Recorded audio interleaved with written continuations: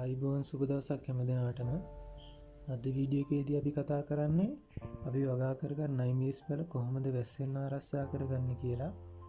ඒ සඳහා අපිට අවශ්‍ය වෙනවා උණ බටයක්, අඩි 4ක් පමණ උස ඇති ලී කණු කිහිපයක්, විනිවිද පෙනෙන පොලිතීන් එකක්. මුලින්ම අපි උණ බටේ කොටස් 8කට පලා ගන්න ඕනි.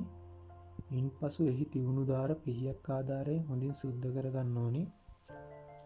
ඉන්පසුව සපයාගත් ලී කණු මේ ආකාරයට අඩි 6න් 6ට සමාන්තර දුරවල් වලින් පොළොවට ශක්තිමත්ව සිටව ගන්න ඕනි. ඉන්පසු පලාගත් උණ බට පටි ආරුක්කු ආකාරයෙන් මේ විදිහට බැඳ ගන්න ඕනි. මෙහි හරස් අතරත් කණු කෙළවරවල් වල උණ බට පටි බඳින්න ඕනි.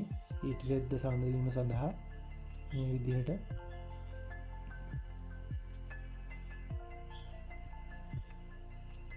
ඉන්පසු අපි සපයාගත් විනිවිද පෙනෙන ඉටිරෙද්ද නැවත අකුලා තැබිය හැකි ආකාරයට ලී කිරවල වල හොඳින් බැඳ ගන්න ඕනි. වැස්ස තියෙන වෙලාවට විතරක් මේක ආවරණය කරලා ගත්තාම අපිට ප්‍රමාණවත්. අවුව පායලා තියෙන වෙලාවට ඉටිරෙද්ද ඇරලා තියන්න පැලවලට හොඳින් සූර්යාලෝකය ලැබෙන්න.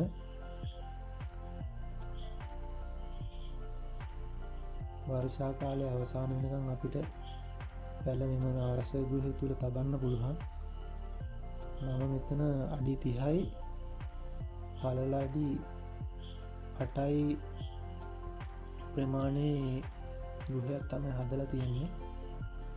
මේකට මට වියදම ගියේ රුපියල් 2600ක් වෙන සුළු මුදලක්.